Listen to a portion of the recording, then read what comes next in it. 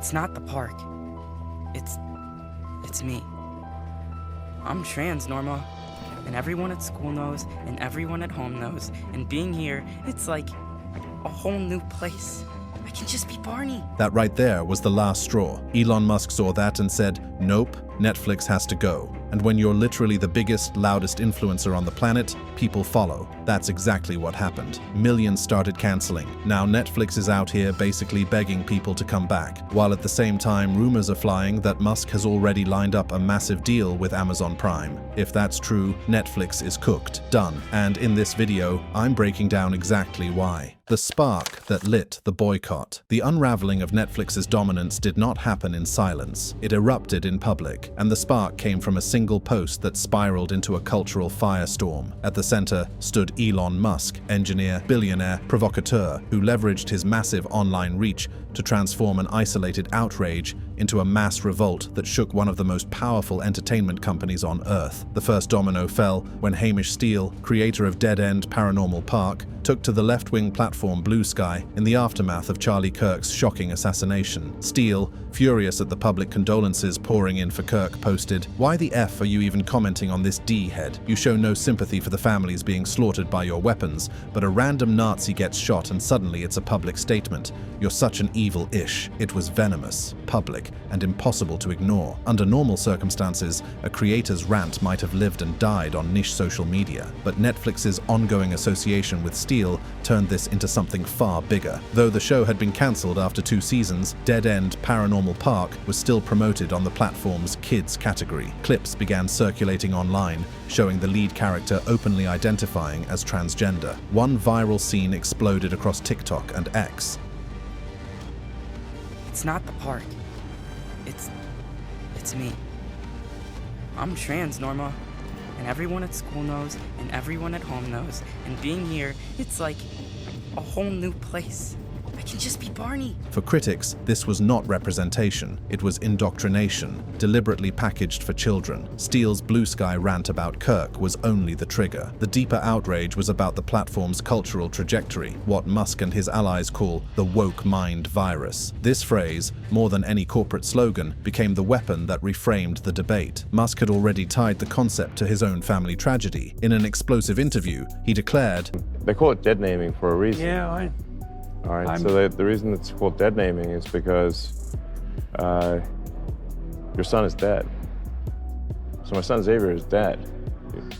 Killed by the woke mind virus. Those words resonated. For his millions of followers, this was not abstract politics. It was personal. Canceling Netflix became an act of solidarity, not simply a consumer choice. Within hours, screenshots of cancelled subscriptions flooded X. Conservative influencers amplified the wave. Hashtags like "should cancel Netflix" trended worldwide. Musk's single post announcing he had cancelled his subscription detonated like a bomb, producing ripple effects the company could not contain. The speed was brutal. According to industry trackers, mentions of Netflix cancellations surged thousands of % overnight. Videos surfaced showing parents deleting the app from their kids' tablets. Pundits described it as the biggest subscriber revolt in Netflix history, and this revolt had a leader. Musk, with his reputation as both innovator and agitator, gave the boycott legitimacy. When a user posted proof of cancellation, Musk replied simply, "Same." That single word became a rallying cry. It wasn't just Elon Musk unsubscribing, it was Elon Musk leading a rebellion against what many saw as cultural corruption. Inside Netflix's Los Gatos headquarters, executives scrambled. According to leaks, internal Slack channels lit up with panic. The dilemma was paralyzing. Condemn Steele's comments and risk alienating progressives, defend him and risk losing middle America, or remain silent and hope the controversy faded. They chose silence. It was the worst possible move. Meanwhile, the outrage metastasized. Clips from Steele's show circulated in conservative media, framed as proof of corporate indoctrination. Anchors denounced Netflix for smuggling radical ideology into children's programming. YouTubers uploaded hour-long breakdowns of Dead End Paranormal Park, juxtaposing Steele's Blue Sky rant with the show's trans storylines. The narrative stuck. Netflix was protecting a creator who mocked a man's assassination while embedding controversial themes in kids' shows. The effect was was financial as much as cultural. Analysts downgraded Netflix stock, citing reputational risk from consumer revolt. Reports surfaced that tens of thousands of users had cancelled within days. Whether exact or exaggerated, perception became reality. Investors hate uncertainty, and Musk had injected chaos into Netflix's business model. Then came the knockout blow. While Netflix stumbled, Amazon Prime announced a $150 million content deal with a group of actors reportedly disillusioned by Netflix's politics. Though names weren't released immediately, the symbolism was devastating. Amazon wasn't just expanding its library, it was poaching talent from Netflix's discontent. The message was clear: if Netflix stood for censorship and woke ideology, Amazon stood for freedom and rebellion. This was not coincidence. In cultural warfare, timing is everything. Amazon's announcement came at the height of the cancel Netflix wave, giving critics a clear alternative. Don't just cancel Netflix, switch to Prime. Suddenly, the revolt had direction. By the end of the first week, the narrative was cemented. Netflix was not the innovative giant that toppled Blockbuster. It was the villain of the culture war, bleeding credibility, cash, and talent all at once. Elon Musk wasn't merely a critic, he was the architect of a mass exodus. And as part 1 closes, the cliffhanger sharpens. Was this just another fleeting outrage cycle, or was Netflix facing an existential unraveling? Musk had cast his company as a battlefield in the fight against the woke mind virus. Amazon had seized the opening with a $150 million swing. For the first time since its rise, Netflix was on the defensive, and the world was watching. The silence inside Netflix became deafening. While Musk's single-word reply, "same," went viral as a badge of defiance, the company's leadership hid behind closed doors. Executives debated whether to break ties with Hamish Steele, issue a carefully worded statement, or simply ride out the outrage. But every passing hour of inaction allowed the narrative to calcify. Netflix wasn't just tolerating ideological extremism, it was doubling down on it. That narrative wasn't being written by journalists in glossy magazines. It was being written in real time on platforms Musk controlled. His reach on X was unmatched, and every repost, every sarcastic comment amplified the sense of a company under siege. Screenshots of cancelled subscriptions became digital weapons. They weren't just proof of consumer action, they were propaganda tools, spreading the image of a revolt that was larger than life. And it wasn't just rhetoric. The numbers began to matter. Analysts who had long warned that Netflix's subscriber growth was slowing now had the perfect data point. Reports of tens of thousands of cancellations spread across conservative outlets and financial blogs alike. Even if those numbers were disputed, perception was reality. Wall Street understood panic. Elon Musk knew this dynamic better than anyone. His public statements, whether about Tesla, SpaceX, or cryptocurrency, had the power to move billions. Now, that same ability was being used against Netflix. By linking the platform to his crusade against the woke mind virus, Musk wasn't just canceling a subscription, he was turning Netflix into a cultural enemy, and Netflix's enemies multiplied quickly. YouTube creators churned out exposés, stitching Steele's Blue Sky rant to clips of Dead End, Paranormal Park. Conservative influencers labeled the show a Trojan horse for indoctrination. Memes spread showing Netflix's red N logo morphing into political symbols. Every frame of marketing the company had ever produced was suddenly suspect. Amazon, watching from the sidelines, pounced. Its $150 million talent deal was framed not merely as an investment in content, but as an ideological counterpunch. While Netflix was accused of stifling dissent, Amazon was embracing actors who demanded creative freedom. The timing was surgical. Amazon didn't need to issue statements. It simply positioned itself as the beneficiary of Netflix's implosion. This 1-2 punch, Musk's cultural crusade combined with Amazon's financial muscle, exposed Netflix's vulnerability. For years, the company had operated as though its dominance was inevitable. Its model had crushed cable television, outpaced Hulu, and even humbled Disney+. But cultural legitimacy is fickle, and when consumers believe a company no longer represents them, the fall can be as swift as the rise. Musk himself framed it as existential. In interviews, he tied the controversy to the same forces he believed had torn apart his family.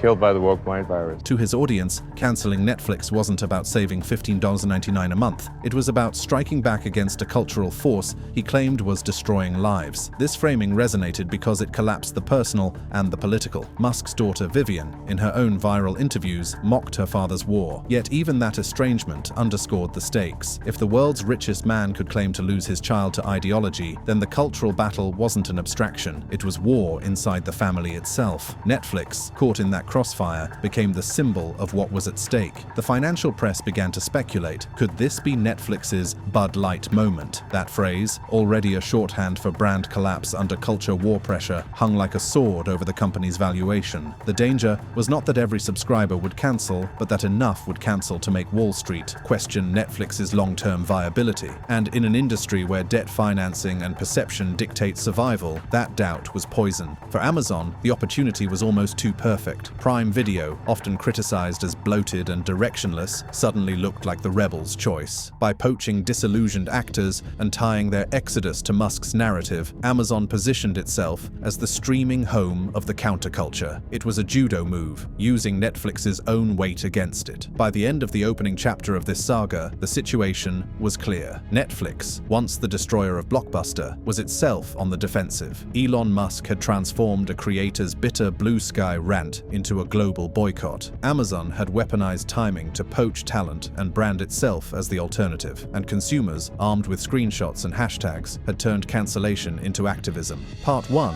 ends with a simple, devastating question. Could this be the beginning of Netflix's decline from cultural powerhouse to cautionary tale? The revolt was real, the money was moving, and the enemy was not going away. Musk had declared war, and Amazon had joined the battlefield. For Netflix, the nightmare was only just beginning. The panic and the power shift. The boycott had already scorched Netflix's image, but the true damage came in the days that followed. Inside the company, the veneer of confidence cracked. According to leaked communications from staff, the debates were bitter. Should Netflix cut ties with Hamish Steele to placate critics, or defend his right to speak and risk turning the backlash into a martyrdom moment? The executive suite couldn't agree. The paralysis meant that while subscribers fled, the company appeared mute, trapped in a no-win dilemma. Elon Musk used that silence as fuel. Every day that Netflix refused to comment, he amplified the perception of guilt. His posts became shorter, sharper, designed for virality. One tweet, responding to a user who wrote, "If you employ someone who celebrated Kirk's murder, you'll never get a dime of my money," carried Musk's blunt reply, "Correct." That single word was reposted millions of times. Musk understood the mechanics of outrage. Less explanation, more conviction.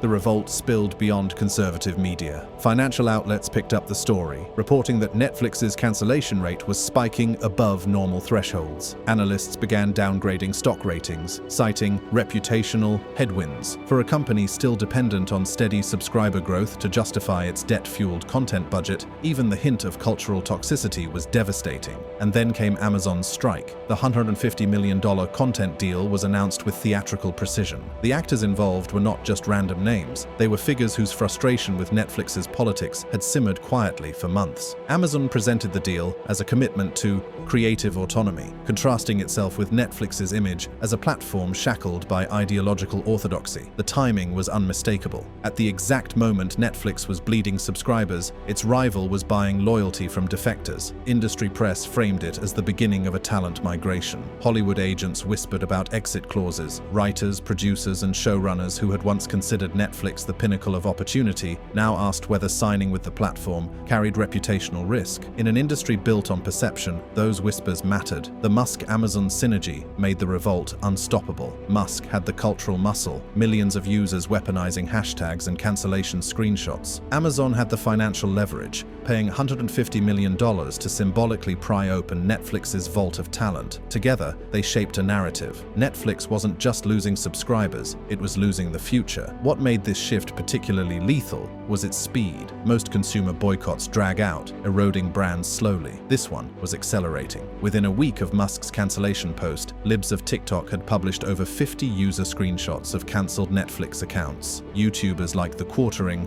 produced hour-long breakdowns of the revolt, framing it as a rare cultural pushback that actually works. Conservative politicians seized the rhetoric, echoing Musk's woke mind virus phrase on the campaign trail. Meanwhile, Musk himself was sharpening the stakes. At a nationalist rally in the UK, he warned of genuine risk of rape, murder, and the dissolution of entire ways of life if cultural trends weren't reversed. The connection was deliberate. Netflix wasn't just a streaming service, it was an emblem of those trends. By tying the boycott to existential language, Musk made unsubscribing from Netflix feel like an act of survival, not just preference. Amazon didn't need to say a word. Its $150 million deal had already reframed the competition. Industry insiders speculated that Amazon might lure more Netflix talent by promising insulation from political backlash. In an era when creative contracts were increasingly tied to public controversies, that promise was invaluable. By the second week, the panic inside Netflix was undeniable. Internal surveys reportedly showed a spike in employee frustration, with staff demanding leadership clarify the company's stance. The CEO's reluctance to make any statement created a power vacuum. That vacuum was filled by Musk, Amazon, and an army of outraged users who controlled the online narrative. And that is the heart of Part 2's escalation. Netflix had lost control not only of the cultural battlefield, but of its own story. It wasn't crafting the narrative anymore, it was being written by its enemies. The scale of the revolt created ripple effects across Hollywood. In private conversations, studio executives warned that Netflix was no longer a safe brand. For years, attaching a project to Netflix guaranteed prestige and reach. Now it risked backlash. Public opinion had been weaponized, and creatives who once courted the streaming giant were reconsidering. One prominent showrunner, speaking anonymously to a trade outlet, warned, "No one wants to be caught in the crossfire of a cultural war they didn't sign up for." This fear wasn't abstract. Agents reported that clients were demanding clauses in contracts to distance themselves from corporate political controversies. The irony was clear. The platform once hailed for disrupting Hollywood was now being treated like a liability. Musk intensified the perception that Netflix represented cultural decay. He continued to tie the boycott to his own family's tragedy, telling audiences that his child had been figuratively killed by the woke mind virus. The personal dimension gave his campaign moral gravity. Canceling Netflix wasn't framed as politics, it was framed as defending children from ideological capture. And while Musk hammered the cultural angle, Amazon refined the financial one. Reports emphasized that the $150 million deal included long-term commitments and back-end incentives. This wasn't a stunt, it was a recruitment strategy. The platform was quietly pitching itself as the new creative hub for those unwilling to be tied to what critics called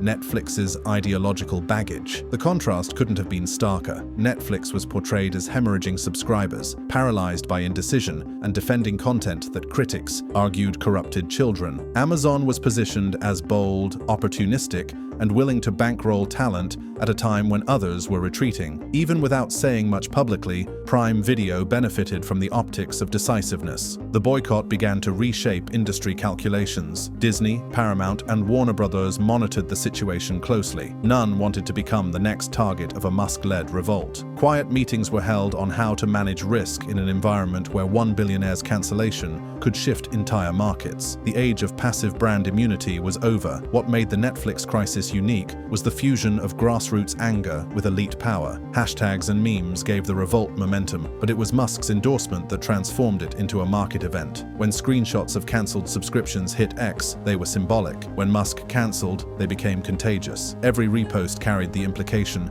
that cancelling Netflix was a moral act, endorsed by the world's richest man. Inside Netflix, leadership still resisted taking a clear stance. That indecision became its own story. Commentators noted that the company, which once prided itself on bold risks, was now frozen by fear. The delay only confirmed Musk's framing. Netflix wasn't confident in its values, it was cowering. By the third week, even progressive commentators admitted the crisis was out of control. One columnist described Netflix as a company battered not by facts but by perception, and perception has become reality. In the streaming wars, perception was everything. Investors, actors, and subscribers weren't waiting for quarterly reports. They were making choices in real time, based on narrative. Amazon's timing ensured those choices funneled in its direction. Every article about Netflix cancellations mentioned Amazon's $150 million deal. Every headline about the woke mind virus linked back to Prime Video as the alternative. Netflix's collapse became Amazon's Amazon's recruitment campaign. By the close of Part 2, the crisis had escalated beyond damage control.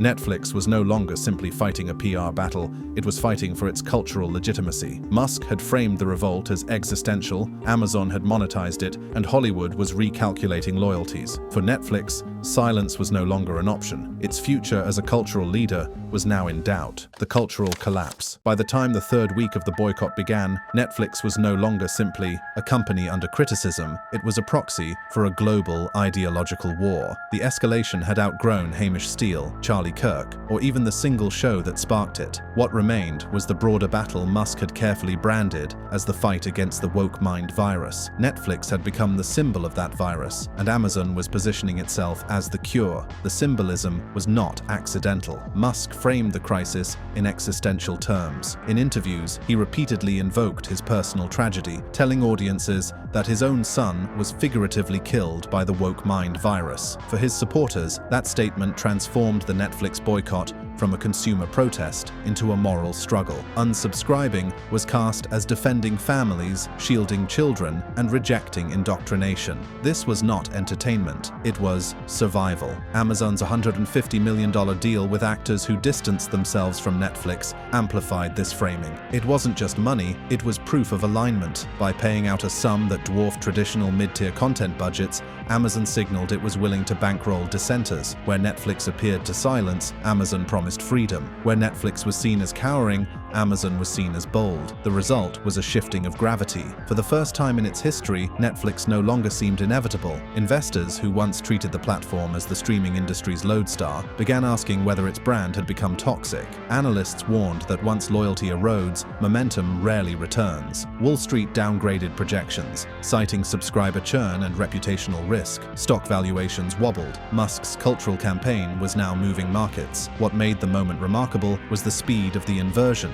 Only months earlier, Netflix had been lauded for its crackdown on password sharing, hailed by analysts as proof the company still knew how to enforce discipline and squeeze growth. Now, that same company was described in headlines as a cultural liability, losing both subscribers and creative credibility. All it took was a single creator's outburst, amplified by Musk, to expose the fragility of its dominance. And this fragility was visible across the industry. Rivals who once chased Netflix's model began distancing themselves from its image. Disney quietly adjusted its marketing language. Paramount rebranded its children's content line. Warner Brothers executives leaked talking points about family first values. The fear was simple. No company wanted to become the next target of a Musk-led boycott. Musk himself leaned into this fear. At rallies and interviews, he sharpened his rhetoric, warning audiences that cultural institutions were complicit in a global unraveling. At one event, he thundered, though ostensibly about politics, the message bled into his cultural crusade. Streaming services were cast as vectors of that dissolution, and canceling them was part of the defense. Netflix's panic became proof of its guilt. Amazon did not need to echo this rhetoric. It simply harvested the benefits. Prime Video's subscriber numbers rose during the boycott, and industry insiders leaked